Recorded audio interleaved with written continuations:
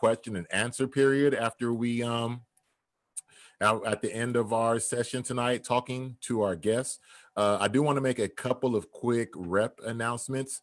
Want to let you know that our production of JQA has been extended through November 29th. It is a spectacular production written by Aaron Posner, directed by Sam Woodhouse, film directed by Tim Powell, starring Crystal Lucas Perry, Larry Bates, Jesse Perez, and Rosina Reynolds. It is a apt play for our current time in this political season. It'll make you laugh and think, so make sure you check it out. Head on over to sdrep.org to purchase tickets to view, again, extended through November 29th. And I also want to remind you that Amigos del Reps returns. Historias Tenebrosas returns with another annual celebration of Dia de los Muertos. It is an online play, pay what you can. It is a reading of The Displaced by Isaac Gomez. And I also want to remind you about our next two sessions of We Are Listening. We are going back to back this week. We took last week off to avoid the debates. Next Thursday, we'll be right back here at this same time, featuring Kaya Dunn and Stephen Busher. That is going to be a spectacular conversation. And then on Thursday, November 19th, we'll be talking to Jasmine Sadler, who is a new board member here at San Diego Repertory Theatre. And we'll also be talking to John Brooks, a board member from Moxie Theater. So make sure you come back and join us. Head on over to sdrep.org/listening for more information and to sign up. Jacole, do you have any announcements you want to give the folks around the La Jolla Playhouse way? Yeah, but I'm glad you just made that announcement, because I was like, oh yeah, the 19th. I should put that on my calendar. So that happened. Yes, we will be here. We will all be here Thursday the 19th to talk to some Black board members in San Diego. Going on at La Jolla Playhouse right now, we have the continuation of our Digital Wow series. Right now featuring episodes of Listen with the Lights Off, spooky stories that are coming to you from So Say We All and their Black Candies book series. We also have episode 4 of Walks of Life presented by Blind Spot Collective. This episode features Walks of Black Life, and it is stories about Black life, all Black artists, all Black playwrights, the voices, the actors featured. And then we also have the full series of Society of Wonder, an amazing puppet, online digital puppet series by Animal Cracker Conspiracy. Lots going on over at La Jolla Playhouse, lajollaplayhouse.org. There you go. There you go. Thank you, Jacole. Again, everybody, if you're just coming into the room, again, please make sure that your video is off, and make sure your microphone is off. And we have a spectacular guest tonight, fresh off of a very, very successful festival that just took place this weekend. A lot of you might have heard about it. It was the Breath Project, and close to 4,000 viewers this past weekend saw spectacular 8-minute and 40-second video plays and readings. And we're just going to go ahead and get into it. Please welcome to We Are Listening, Mr. Gamal Chasten. Come on in, man. Hello. Hey, how you doing? All right, good. I was trying to be ready for the cue, so like the right kind of entrance, Hey, well, thank you very much for joining us tonight, man. We really want to. First, I want to commend you on a spectacular festival and for the work that you put in to put this together, especially in the light of the events that spurred it and the things that have happened this summer here in the U.S. To start off, why don't you go ahead and give a little self-introduction to everybody listening and let us know how you entered this performing arts theater space. Cool. Well, first I want to thank you guys for having me. This is totally an honor to be highlighted here. And yeah, so I mean, I've been in doing theater for about 25 years. I originally from New York, and I was in the spoken word scene, like many of us were in the 90s. And friends of mine had a company called Universes from the Bronx side. And we used to end up in the same venues all the time. And so they asked me to join the company, and then we dropped the Bronx side and it just became Universes. So I've been with Universes for the past 25 years, a founding member.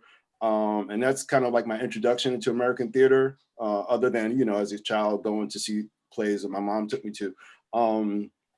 yeah, and that's pretty much my story. We've been doing we started out doing a lot of colleges, universities around the countries, some international stuff, and then we started getting more regional contracts and things like that. So yeah, and still currently working with them today. We just closed right before the pandemic hit. We had a show called Americus, which was kind of the precursor to a show we had in 2006 called Ameriville. It was kind of looking at the last, say, 4 years of craziness that's been going on in the world.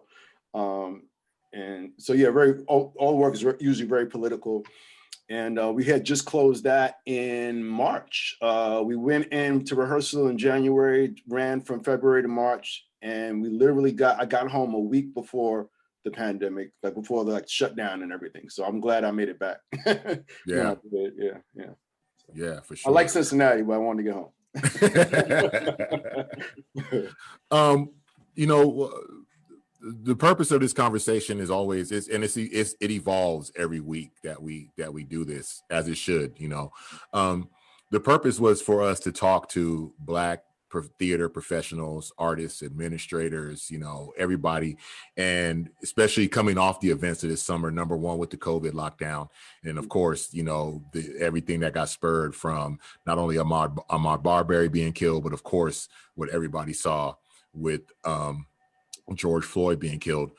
Before we get, specifically into that, I always like to ask, like, what has been your journey as far as being, Black African-American man in this space, in this performing arts space? Like I said, like me and Jacob are well aware with that spoken word scene coming out of the 90s, you know what I'm saying? But give us a little bit of your, how your journey has informed you as far as race and equity is concerned.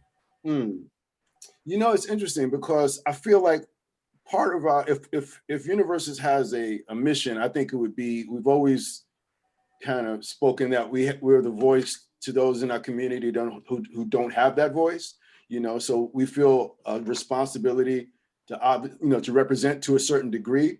And that doesn't mean represent the whole Black race, but just represent our communities and where we come from, And as we have grown up in this industry, I think our community has grown. So in terms of where before it might have been the Bronx, and the Lower East Side of Manhattan, and very specific when we talked about community, I think that community has definitely grown now. And as an African-American in American theater, I mean, for me, like, I have friends who are poets and playwrights and, whatever, and I don't have anything against art for art's sake, right? But I feel like as an African-American writer and actor, I don't have the luxury to just write about, flowers on top of hilltops and, beautiful landscapes and things like that. I need to be talking about, and I need to be bringing attention to matters that need to be addressed and matters that affect the community I come from, and sharing that information with those who aren't from that community so they can just be a little more enlightened about others' experience. And I often say, like, people ask me about my work, and I say, well, my work is largely political. And there's been points in my career where I felt like I wish I didn't have to write about race and inequity, right? I really wish I could talk about something else. It seems like every time I try to steer away from that, something happens where I'm like, okay, I gotta deal with this, right? And so, I mean, as I'm saying this, I'm like, wow, why do I feel the responsibility to have to do that, right? But again, I think as artists of color, Black and brown artists, I feel like our stories, first of all, aren't being told in other, in any other way. So we definitely, if we want our stories told, we must tell them, right? But then also, again, just like I cannot get up on a stage for 2 hours and not talk about, especially since, again, like the quote unquote, the work we've done has been called devised theater, right? So if we're creating work from the ground up, then I definitely have a responsibility to talk about some real stuff, right? And so that's kind of been my experience. Like, just, I don't feel Black and brown artists have the freedom to get at it the way white artists do. It's just, Well, and this is going to start to segue us into talking about the Breath Project, because I definitely want to hear about the creation of it and the execution and from how it went from your standpoint. But you said, the political theater has always kind of been something that you've done that's always been in your DNA as an artist. And when you try to veer away from that, there's something that happens. It's like, now I gotta respond to this. Do you feel like your work is in general in response to something, versus whether it's internal, external, do you feel like your work is generally responsive or has to be responsive? That's a great question. And no, because I feel like oftentimes, like this is one of the rare occasions where I actually was writing work like directly responding to something in the moment. Oftentimes I need space and distance from an event. Like, so again, we wrote our show about Hurricane Katrina. Hurricane Katrina happened, I think, in 2006 or 2004. Yeah, I think it was 2004. We didn't write the piece until 2006. So again, for me, that worked just fine because I needed distance and time, and obviously we had to talk to people and things like that. So oftentimes it's just coming from my experience, whether it's present or something that's happened in the past that shows relevance to our present, right? And so that's the unfortunate part about, I think, in terms of writing political work, is when you look back and you go, man, I wrote this 5 years ago. I could have wrote this yesterday. Like, you know what I'm saying? And whenever you're telling human stories, there are those connective tissue that just make it a human story, regardless of what the topic is. But if it's written well, but yeah, I feel like it's less in response to an actual event and more in response to just my experience walking in the skin. Mm-hmm. Now, the Breath Project obviously is in very direct response. Can you talk a little bit about why this felt like it needed such a direct, such a profound response? Yeah. So I'm going to go back a little bit, back to the 90s again. It's one of my favorite places. Good hip hop, but in the 90s, I was doing a lot of living in New York. I was doing a lot of political rallies. Again, the work that we were doing as a company was, we were being called, when Amadou Diallo got murdered, we were one of the companies that were part of that response, in New York, and going to rallies and things like that. When Anthony Baez, it just goes back. Like, we met his mother, and she became a political activist after Anthony Baez was murdered by police in New York, and we've been in similar circles with her at times as well. So, but with the Breath Project,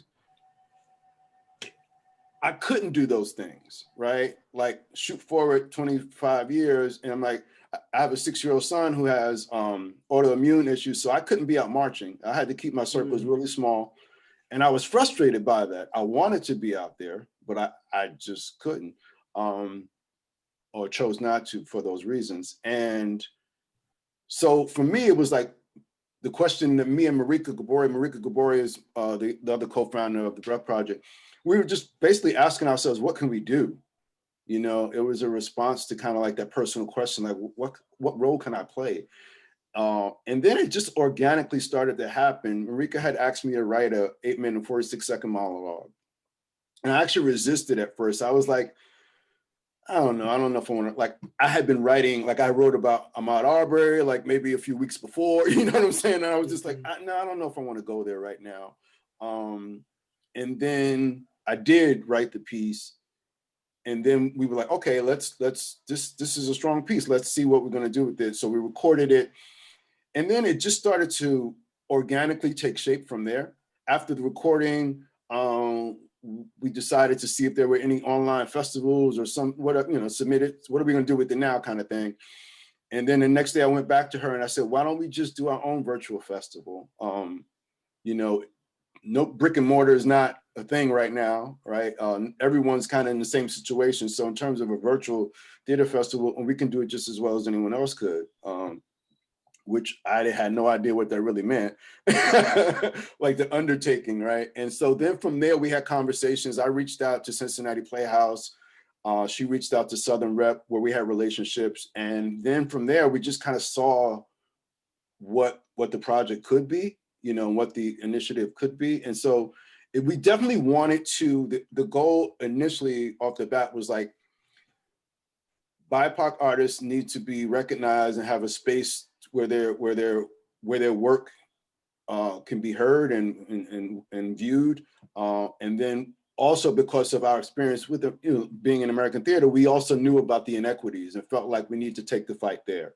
So my thinking was, no matter what arena you come from, whether it's the business world or service industry or whatever, in this moment in time, we have an opportunity, and we needed to respond to that and take advantage of this opportunity to try to make a change. So for me, that opportunity was in American theater. Like, people were listening, people were responsive. It was like, okay, how can I help? What can I do, kind of thing. So it's like, okay, I've heard these conversations for the past 25 years on how everyone wants to diversify their programs, how you want to diversify your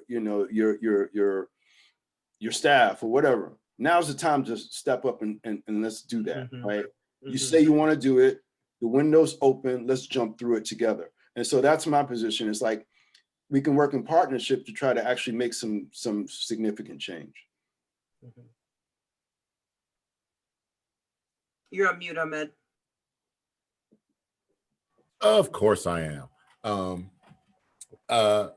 So when you decided to go ahead and push forward and we're going to do this, was there any obstacles? Were there any type of voices, you know, saying to you at the time, you know, internally, externally, you're like, nah, maybe you shouldn't do this. Maybe this ain't time to do this. Let's just not do it. You know what? That's another great question. And I had it been another time and had it been a thought I had on my own, I probably wouldn't have acted. And it was great to have someone be in concert with someone who was thinking the same way you were, right? And then like to say, okay, let's take this next step. And it was almost like before we knew it, the thing was moving on its own. And so the obstacle definitely, I definitely had my own internal, like, what are you trying to pull off here? Like, who are you to try to do this, right? And so I definitely had those moments. I don't think, in terms of the response we got from when we were reaching out to theaters, the response was great. I mean, majority of the people jumped on board, and even if they didn't jump on board, they seem as though they believed in the mission, right? So that was great. So we haven't yet had that kind of struggle, but I'm sure that will come. I'm sure it'll be somewhere down the road. How did you and what made you go with the name The Breath Project? As an artist, I'm really quick to respond to the first thing, not the first thing that jumps into my head, but the first thing that sounds good that jumps into my head.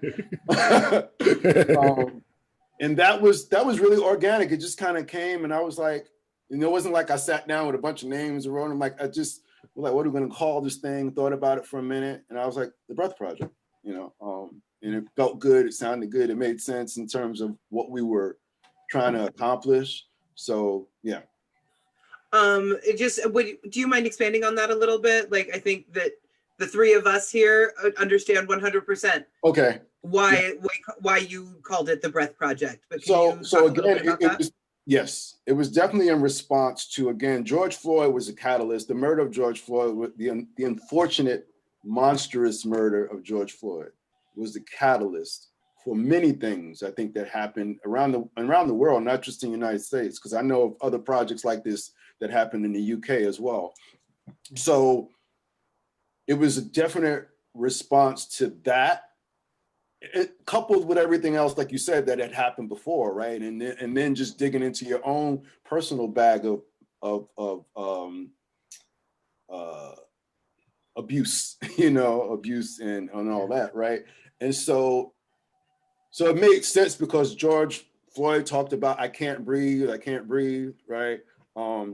It seemed like the whole country, the whole world took a collective, like, what the heck are we looking at?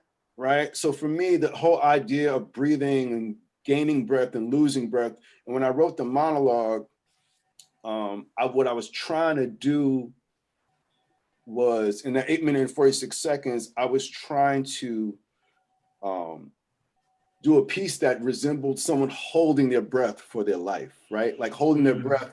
Like, as Black people in America, we cannot push back on every little thing that happens to us, right? Because we be going crazy, right? It just, like, I'll be pushing back all day, every day, right? Right. We can't do that. So we pick and choose our fights.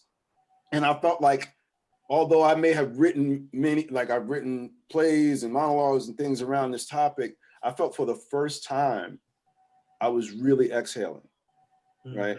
Because I was just sick and tired. I mean, I was telling someone, I met with Ron McCants, who runs a similar project for film and TV. And I met with him today on the phone, and guy's amazing, doing some amazing work. And I was telling him about when I was sitting on my couch, and this was like, at some point I was just on my couch, and I don't know, I think maybe I had watched some news or something, and I just started bawling, like out of nowhere. I was just like bawling, like, and I'm like asking myself, like, what is wrong with me? What is wrong? And I realized I was traumatized. It was trauma. It was years of trauma that was coming out.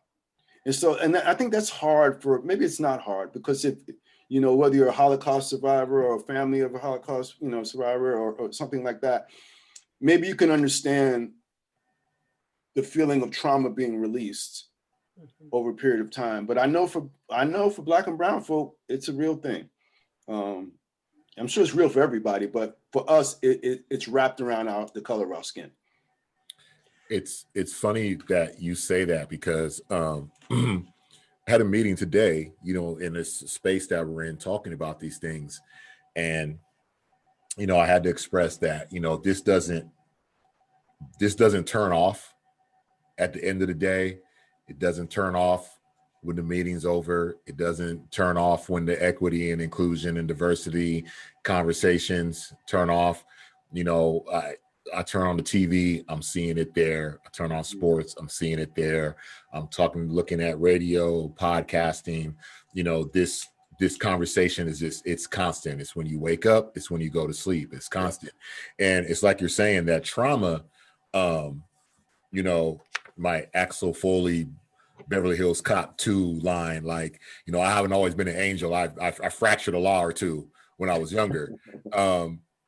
But those have been that was like my most peaceful run-in with the police, as from being, you know, a tall Black child, you know what I mean, all the way up through high school and into now. Like, I've had those run-ins that were adverse simply because of what I was. There was no other reason. There was no other factor as to why it was a bad encounter. There was nothing going on. There was no laws being broken. There was no nothing. It was just that.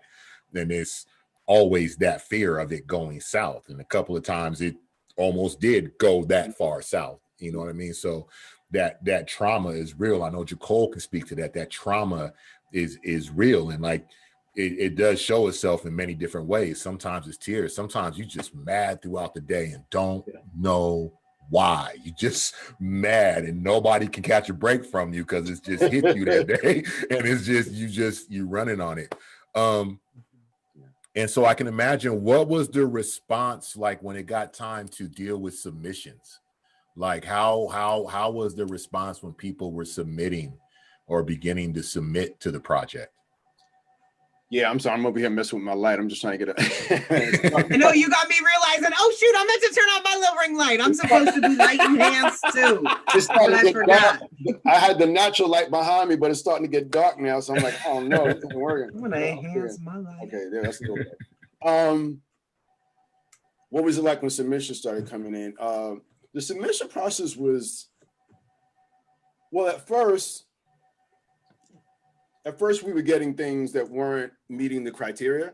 Because again, like the criteria was there weren't a lot of criteria, but they were really important to us, and that they be from artists of color, and that it'd be 8 minutes and 46 seconds long, right? And we had a little bit of freedom with that. It was like, okay, it can be 8 minutes and 46 seconds long, and then you can have credits afterwards, or you can do 8:40 and have credits go up to 8:46, right? But it needs to, you know, that was the most leeway we gave. So at first it was like, man, like we started questioning, do we need to rethink this? You know, is the and with where people weren't meeting the criteria, was that in length or and you weren't getting POCs? Yeah, with the time. It was mainly time. And it was just like, so then you start, I mean, myself, I definitely started questioning, second guessing, was that a good decision, right? The other part about the 846 that I was internally conflicted with was I wanted to always make sure that I wasn't exploiting this, right? Like I do not want to be using this as an exploit in any exploitive way. So that was just a constant struggle within myself. But we got a little nervous with the submissions. Like we definitely had a goal in mind. I think we were thinking like, wow, if we get like maybe 200 submissions from around the country, because we had 24 theater partners, right? So we're like, well, if all our theater partners had like 5 submissions, that would bring us, you know, we'd have at least 100, you know, somewhere in their ballpark. And for a while, we were like in the low 20s. And I was like, well, I guess this is what it's going to be. And then I had to think about myself as an artist and how I'll wait for the last minute, right? So most of the submissions we got were like in that last week, you know, and I think to date we got like we had like 95 submissions, and today we're still receiving some, so we have like 98 submissions right now that live in the archive. That's fantastic. What was the selection process like? Oh, I'm sorry, Nicole. Go ahead. No, go ahead, please. No, please. So selection, what we did was we had, again, we had a few asks when we reached out to the theaters. One was that they just commit some kind of resources to the artist, right? Whether it was like if someone needed space, if they had this access to their space, then let the artist use your stage. If they had access to a video camera, professional video camera, maybe that's something, you know, whatever those resources might be that the artist might need, some type of support or whatever, we wanted them to offer that. We wanted them to bring on a BIPOC curator, somebody, a curator of color, so that they can curate the work, and then also commit to some kind of live production down the road. So that was what we were asking for. And then I'm sorry, Ahmed, what was the other question? It was just like what the selection process was like. Yeah. So then the curators, so we had a really easy selection process, and we would try to keep it simple. We had numbers from 1 to 3, and it wasn't about competing. Like we didn't want them to judge it against the last thing they saw. It was just like, just look at it for the content and how it makes you feel, you know, how you feel about. So give it a 1, 2, or 3. And that was pretty much it. And I think each curator, I don't even know how many submissions they got. Herbert Sequenza, who's actually on here, he was one of our curators. And so I didn't have a whole lot to do with the curation process, honestly. Marika was more in control of that. But yeah, and then once we got those submissions in, we in order to separate which ones are going to make it to the festival, obviously the quote unquote highest scores got picked for the festival. But again, it was really important to me and to Marika that with those 24 selections, we still have a good 40 that are in the archive that no one got to see necessarily, right? So we want to find ways to continue to promote those works as well. So that's something else we're looking to do. Probably next week, we're going to start airing like one each week of some of the ones that weren't in the festival. You talked a little earlier about trauma and kind of realizing our trauma and acknowledging our trauma. But we as artists, we put our trauma into our work, especially as a spoken word artist. Like I was doing spoken word before that's what they called it, you know. Right. I was, you know, in the 90s, it was just like, I think I'm just writing like angsty poetry but it needs to be said out loud and other people try to read it. And I'm like, no, that's not how it goes. Let me tell you how it goes, you know? And then I started hearing, exactly. No, that's not the rhythm. That's not the flow. Let me just do it. I'll just do it. And so that's how I discovered spoken word, because it was just something that flew out of me. But what was going into it was at the time 100% my 16-year-old angsty trauma. Everything that I was feeling is what got put down on the page. And I feel like that's what we as artists do, especially you as a spoken word artist, as now, like with this monologue project and with these solo shows that we do, it's all trauma. It's literally putting your trauma on paper and then choosing to perform it for people. But I feel like this is a different level of trauma that we're all feeling right now. And because we're all used to feeling the trauma and knowing how to express it, but this is a different level of trauma. What's the difference? Like in create, like, again, creating work, like you said, I get to do this 2 years, I get to do this in response, but this is so immediate and it's so different and it's so visceral. How was creating your piece for this project different, or was it? I guess I should say, was it different when you than say the other works that you've? You mean the monologue that I wrote? Yeah.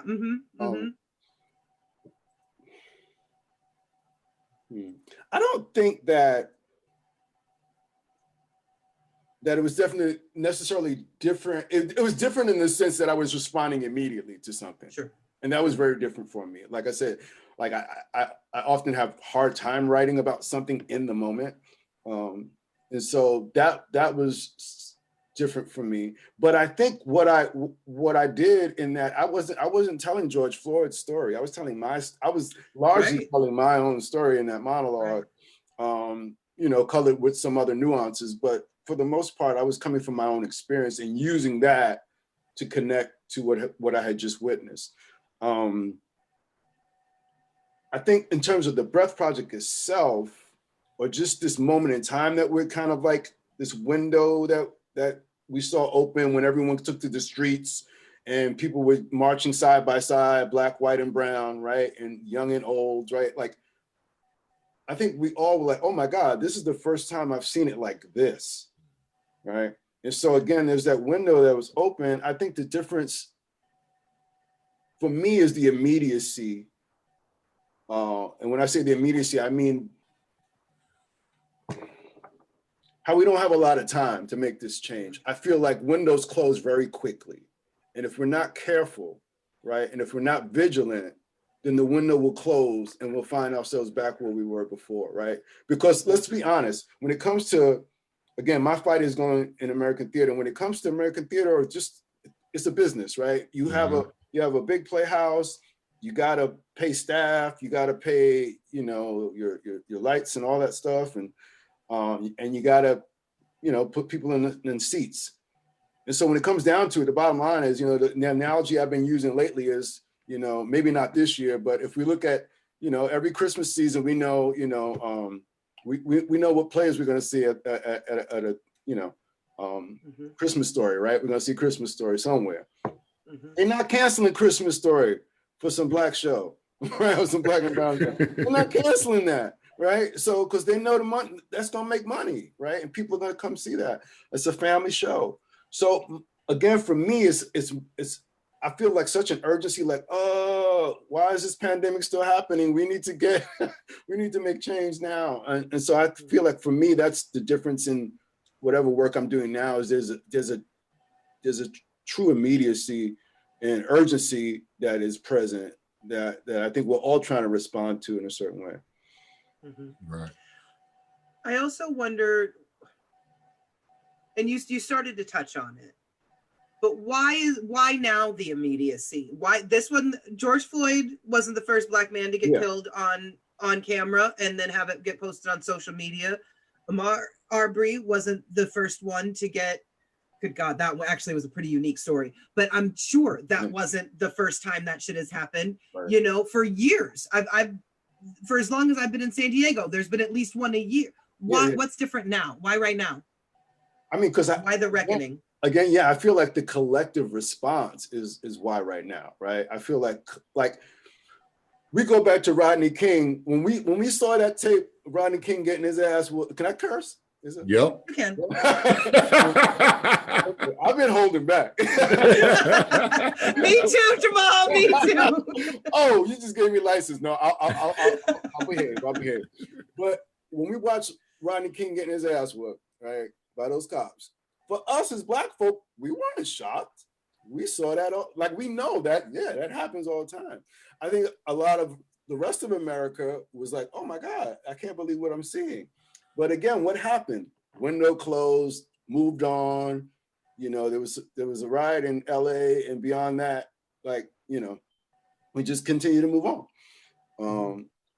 I think now there's a real collective like inhale that happened, like, oh my God, I can't believe. And I feel like it wasn't just that it was witnessed, action. People took action. And I know that marching is not enough, right? That's the begin point, right? Marching in the stuff you see in the streets, that's the begin point. But I do feel like that is the first time I remember seeing it like that. Yeah, white people were marching with us in the 60s, but not to that degree. Mm-hmm. You know, I just felt like the collective response this time was much more, it was stronger and much more visual and much more impactful. I think probably to add on to that too was this time it was the malice in how it happened. No, we literally, by virtue of your project, it was literally 8 minutes of this happening while the man doing it was literally staring into the camera, daring you to be upset about it. And I think that's kind of, we've seen brothers get shot, we've seen them get beat, we've seen them get choked out for a minute. Like we've seen that. But to have someone just sitting there and to have to sit there for 8 minutes and literally watch a man die while the person who was killing them was basically just, yes, you're watching me do this. Yeah, you're right. It was almost 9 minutes. Yeah. And 8 minutes and 46 seconds. I know I'm going to get away with it. It was basically that I think just really set, you know, the fuse. And on top of that, there's COVID, and on top of that, people are out of work, and there's this, and it was just a perfect mixture for it to set off like it did. You're exactly right, Ahmed. Yeah, that guy was like, he was like, if you believe in the devil, there it was. I mean, it was just like, I mean, he was just evil. That was just evil. And it was clear, like you say, looking right into the camera and all that. And another point you're exactly right on. I think because we were all locked down and we had less to distract us away from what was happening, then that, like you said, was almost like a perfect storm in terms of getting the masses riled up. Yeah. Yeah. Jamal, for folks that, sorry, just real quick, Ahmed. Yeah, go for it. For folks that weren't able to see the festival this weekend, can this still be seen? Can people still view the Breath Project? Yes. If you go to the breathproject2020.com, I could put that in the chat as well, if that helps. The breathproject2020.com, there'll be a link to all the shows. So we have all three. There's 4.5 hours total, like, or something like that. Yep. And so that'll be up, and also the archive is ongoing. So if you ever go, want to go to the archive, thank you for putting that up. Yep, for sure. If you want to go to the archive and look at anything that wasn't in the festival, that's available to see as well. Yeah, we're really excited about the fact that this will still be viewable. Let's talk about the festival itself. Let's talk about the weekend. Let's talk about how you were feeling and how it went and how it went down. Okay, I'm going to keep it 100. All right, you saw me adjust my chair, right? So the festival was amazing. All right, and this, like, again, it's like one of those things where, I can't believe we actually made it happen. Like it came together, and I am not confused about. It was me and Marika. It was me and Marika and all those partners and all the curators who came on to help us out that made it happen. And so we're trying to do this through partnerships. So that's first and foremost. It was stressful, but it wasn't like the hardest part. So I think I mentioned earlier, Broadway on Demand sponsored it. And we had some tech issues, right? And that was like really, I had to do everything I could to not show that frustration and stuff, because it was like, we have 2 days to pull this off. I need to stay focused. I can't be worried about what just happened. Like that just happened, so that's over, right? So we had the first day we went up and the computer crashed. The guy who was running tech, his computer crashed. Oh no. So a lot of people couldn't get in initially. And then we rebooted, and then we had to send out the link again. And then we found out the next day that in order to view it on Broadway on Demand, you had to have a free account. I don't know who that information was given to, but it wasn't given to me. And so, so that became an issue too. So the second day we had to kind of backtrack, send out another email to people to let them know that they had to sign up for a free account. So again, the fact that we got 3,700 viewing, is amazing, because I know we lost some people to that. But again, what we did do, Marika is amazing. She sent out, we got a lot of emails from people saying, hey, I can't get the link on this, that, and the other.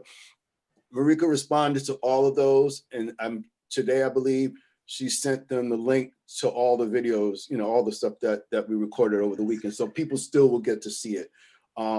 The money that we got donated, that money is all going to the artists and the curators. So we're super excited about that. This was not a profit-making venture by any means. This was definitely a passion project, and something that I continue to keep working with and working on. Again, our next steps is, so there's a few things that we're looking at. We're definitely looking at acquiring funding to do a national rollout production. So we're looking at hopefully about 10 pieces that we can pick from the festival to work with some our partners to premiere some of this work. But before we get to that point, I'm looking to put together a national town hall meeting with BIPOC theater artists so that we can talk about, because as a BIPOC artist, I can assume I know what the wants and needs are, but I shouldn't do that, right? So we want to actually have conversations with artists and theaters, around the country to figure out what exactly are those next steps and what do they look like. Mm-hmm. There was a question that came up today, actually. It was posted on Facebook by somebody who is here today. Is there a thirst for political theater right now? And political theater is something that you've been doing, it sounds like, from way, way back. And we're in this period of civil unrest. We are in this period of COVID, and there's the theory that people don't want that in their entertainment right now. I even had a friend complaining on Facebook because This Is Us was way too this week's episode of This Is Us. They were wearing COVID, they were dealing with COVID, and I don't want that, and they were dealing with George Floyd. I don't want that in my This Is Us.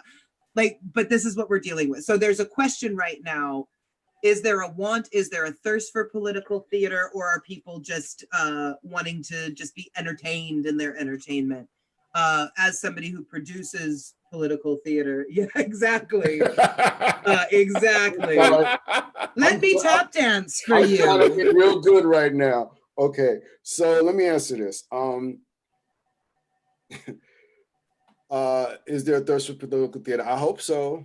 I understand the exhaustion of, TV commercials that talk about, politically motivated, the understand the exhaustion behind the election cycle, all that stuff. I understand the exhaustion about turning on the news and seeing people in the street rioting. I get it. But you know what? This is the world we live in. And so you can escape for a minute, but you're going to have to come back sooner or later, all right? You cannot escape reality. And the reality is that this is happening to people on a daily basis. So I understand the need for entertainment. Trust me. I mean, poet, singer, writer, that's what I do. But I'll say this. I feel like there should always be a thirst for political theater that is smart, right? Now it becomes tricky, right? Because my interpretation of what's smart and what's well written and all that stuff is my own, right? But that's my opinion. I feel like you can write about topics in such a way that are just intelligent and crafty and entertaining and insightful, and all those things can come from a well-written piece, you know. So my short answer is yes. I hope so. But I think there needs to be balance, the bottom line, right? We want to get to a world where there's some balance. And that's what we as Black and brown artists are fighting for. Balance in our industry. There is no balance, right? If the gentleman I was just talking to today, Ron McCants, he was talking, he made a great point. He's like, there's Black folk are 13 point something percent of the United States. Mm-hmm. So in the industry he's talking about, film and TV, there should be at least 13% of those things represented on film and screen. I feel the same way about theater. You know, we need a balanced representation for Black and brown artists. You know, our stories are valid and our points of view are slightly different, and those things need to be heard and shared. You know, yeah, I'd love to talk to this person a little bit more about that, but my short answer is yes. It's just got to be done well. Yeah, because if we're looking across the board at theater, and if if a majority of the leadership is white, a majority of the board is white, and a majority of the administration is white, you're not going to be balanced on stage. It's not going to happen like that, because the concerns and the representation, if they're not trickling down from the top and recognized at the top, there's no way they're going to filter down to the stage. There's no way they're going to filter down to what is outputted. And therefore, if nobody on the board is hanging out with people of color, how does that organization think it's going to put anything on stage that that accurately, not just represents, accurately represents people of color? Like, if you're not associating, then how do you know what you're really putting on stage? How do you know what to even look for? How do you know what even is real? How do you even know what represents? And how do you know even where to spend the money and who to ask to come to the theater and who to get to ask? If you don't know how do you even know who to ask to come help you get people in the theater and put something on stage? Right. Yeah. There's that article. Herbert, sorry, go ahead. Herbert has something in the chat. He said donors dictate the season, and that's very true. I mean, again, like, you know, yeah, everything you're saying is dead on. Jacole, I'm sorry. No, I was referencing an article that was in the LA Times last week. I think maybe it was the week before, but it was 40 playwrights giving testimonies of experiences that they have had working in white theaters, and how many, just to what Ahmed was talking about, as far as if you don't know the people, how do you know it's authentic representation?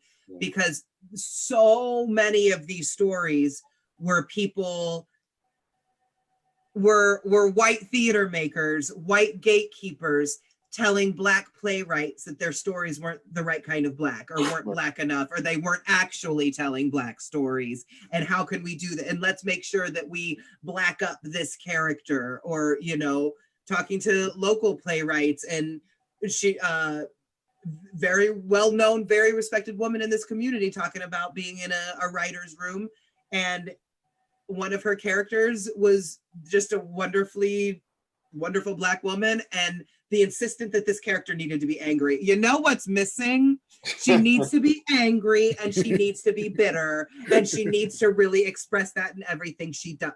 But this is what Black playwrights are being told about, how to write their characters authentically, because people don't know the authentic experience. And people who are reading these plays. Yeah, please go ahead. And it's not monolithic, right? Like the Black experience is vast, like any other person's experience. I mean, you know, it's like, you know, whether, even if you're coming from the same community, you know, like, so yeah, I think largely, and this is part of what I want to try to work on in our partnerships, is talking about audience education. And what I mean by that is, like, and like what you were saying, like, if you don't talk to Black people or have Black people around you or have Black people in your staff, then how could you possibly know how to have those relationships and what that, how to move forward with that.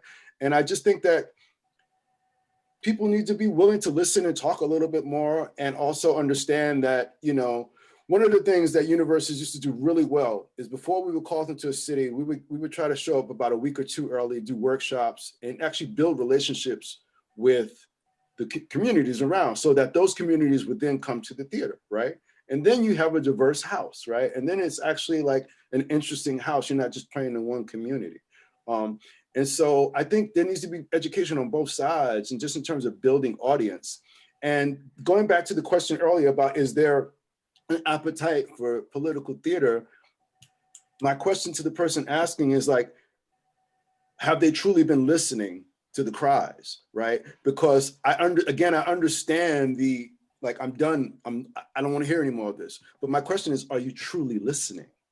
Because you can be tired of hearing it, but what have you gotten from it, right? And so if we're kicking and we're screaming louder than we ever have, and like, you need to listen, and you need to respond. We all need to listen and respond. And so, yeah, I know I can go on for days and days on that, but.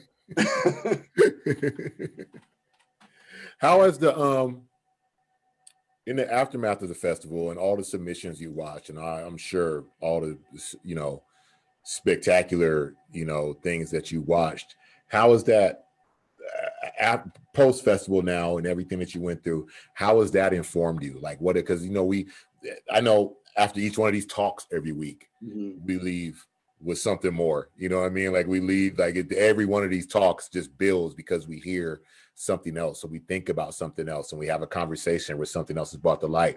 After this festival, how has it moved you, or what has informed you more after dealing with this festival this past weekend? I think it's confirmed for me some of what I already knew, how talented and how talented we are as a people, right? And like how much of our voice needs to be heard, and how much work we're putting in to actually have a voice and to share our voice, right? The work is there, the work is out there, the artists are out there, right? And so it's just kind of confirmed that for me, and made me feel like I'm on the right path. But also I think it's I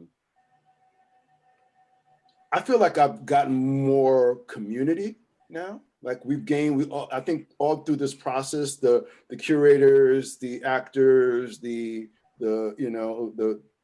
artistic directors, I think we have built a sense of, or starting to build a sense of community. And if we can continue to build on that and support one another and listen to each other and work together, I think we can do some amazing work.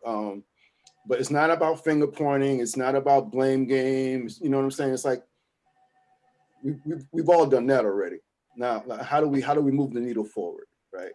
How do we move the needle forward and hold people accountable, for things that holding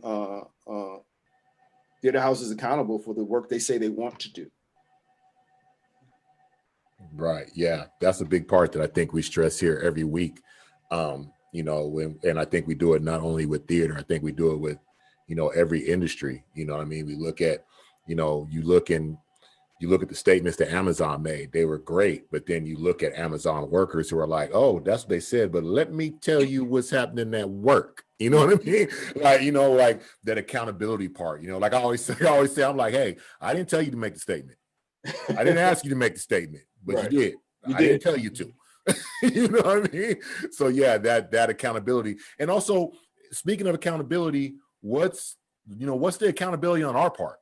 Like, what's the accountability on our part as the performers, the artists, the workers? What's our accountability moving forward? Hopefully in changing this paradigm. I think, and this is a hard one, because if you're a working performer, actor, writer, and you get an opportunity to make some money off of your craft, that's a beautiful thing. And obviously you want to take advantage of that. You don't want to turn that down, because we know how few and far in between those can be, especially, Black and brown artists. But I think we have to be careful to speak honestly about things that, we're confronted with that don't don't have our best interests at heart, right? Or misrepresent, pushing us in a direction, well, make this character angrier, right? I think we do have a responsibility to stand up to that. I know it's not always easy, you know. I come from, my background is fortunate because I've worked with the company for 25 years, and we've kind of dictated how we move through this universe called American theater. But yeah, I just think we have to be careful to, you know, and that's where these partnerships and community building, different organizations coming together and supporting artists and advocating for artists. I think that's where the importance that will come in, because if something shady goes down, they'll have someone to go to, maybe beside the union, and say, hey, you know what, this was happening. Can you help me with this? You know, then maybe they have some support. So it's having the support system in place so that when things go down, you feel like you're supported and you feel like you're not out there on your own. So if I turn down a role or I push back against a director, you know, or an AD who's saying, I want you to do this with this character, I'm like, nah, I'm not going to go there. And I end up losing the gig or something crazy happens, then I know I have a resource to go to say, you know what, can you help me with this? Yeah. What, and everybody out there listening, if you have any questions or comments, go ahead and drop them in the chat right about now. I was gonna say, I know, because Jamal's got a little boy that's got a little. I know. We talk. Yeah, I feel you. He's good. He's been good, but maybe too good. I'm like, what? Yeah, too quiet. Yeah, when they get too quiet, right? Well, look, we don't want to keep you too much longer, but what's moving forward from here? Festival's done. It's by all means been a success. People are going to go back and watch, you know, watch if they haven't been able to watch. Where do you go from here? What's next? How does this phase continue into the next phase? Yeah, so the next planned phase is to go into some kind of live production, right? But obviously we're still at odds with that because of the coronavirus. So next initial phase is raising funds for that, so that when that time is, you know, opportunity is available, we'll be able to do that. Continue to work with the artistic directors of these theaters to continue to build those relationships, to identify artists who were in the festival that they may want to work with. So again, all looking toward live production. And in between that time, the plan is to reach out to artistic directors and see if we can put together these national town hall meetings. So I think that's the next immediate step. Right. That sounds like a plan. And then pay the artist. The artist is supposed to get paid, got to get paid. So we're going to pay them. There you go. Then there's that part. That's actually the first step. So as soon as we get the money right, we'll send out to everyone who's supposed to get it. All right. That's right. Well, look, Jamal, don't want to keep you too long. Like I said, I understand when they too quiet, you got to go see what's happening. I want to say thank you for joining us tonight on behalf of everybody. Any parting words, anything you want anybody to know? People want any parting shots at the audience? You want them to know what to go look at, what to do, any inspirational thought to everybody who's watching? Yeah, please go to thebreathproject2020.com. Make yourselves familiar with the organization and all of the work in the archives. But beyond that, I mean, if you're a theater professional and you work in American theater, like just, you know, whether you're an ally or you know, a person of color, let's just, you know, find community to work toward the common goal, right, of making a more balanced and equitable American theater. We want the theater to look like the country does, not like, you know, certain parts of the country do. And that's important, right? Because that's what the goal is, right? Yeah. The goal is not, in my opinion, the goal is not some broad takeover. The goal is equity. The goal is representation of what's real. We all do live here together. So the goal is to accurately represent one another and accurately represent our relationships towards one another. Yeah, I mean, I have to say, like, we're not asking for anything extra, anything additional. We just want to be treated like humans, right? Like, you know, I've noticed one thing before I go, I've noticed this a lot, and it's cool. Like, I'll go out to a store. I live in a predominantly white area. I live in Marin County, All right. Mhm. And so oftentimes when I go out to a store or something, I'm the black guy walking in the store. You know what I mean? Yeah. And I've noticed since all of this has happened, people have been extra kind. Walking, no, for real. Like, Yeah, I know. I know. You know, right? People have been extra kind to let me walk in front of them or hold the door. I'm like, it's really okay. Just go, you know? And I appreciate that. I get it. I appreciate that. I understand you. This is your way of looking. But we're not actually, look, if you're an asshole, be an asshole to me, be an asshole to her, be an asshole to him. Don't treat me like an asshole just because I'm black, right? Right. We want to be treated exactly like everyone else. That's all we ask for. Nothing extra. That's right. Hey, everybody, Jacole just posted in the chat the link to the LA Times article that she was talking about. Jacole, you got anything else for the people? Keep listening. Keep listening, y'all. Jamal, thank you very much, man. We appreciate you. Thank you for the work you're doing. Please keep it up, man. We're going to keep in contact and keep an eye out on everything that's happening. I would definitely reach back for sure. Thank you. Thank you very much. And everybody, please make sure you come back. We're going back to back. Come back and join us next Thursday. Same bad time, same bad channel. Hope I can say that. Hope that ain't copyrighted or something. Come back. Same rep time, same rep channel. Same rep time, same rep channel. And our guest will be Kaya Dunn and the wonderful Stephen Busher, who was in the audience tonight. He had to duck out early, but they'll be back next week, and we'll be tackling this thing from the academic angle. So everybody, please come back and join us. Again, Jamal, thank you very much, sir. Appreciate all the work you're doing. It's such a pleasure meeting y'all. It's a pleasure to meet you. I look forward to seeing y'all in person. That's what I'm looking forward to. That's what's up, man. Come on down to SD. Let's make some dope shit. We're just down the coast. Oh. All right. All right. We'll be talking. Bye-bye. All right, y'all. Thanks, everybody. Good night, everybody. Much love. Good night.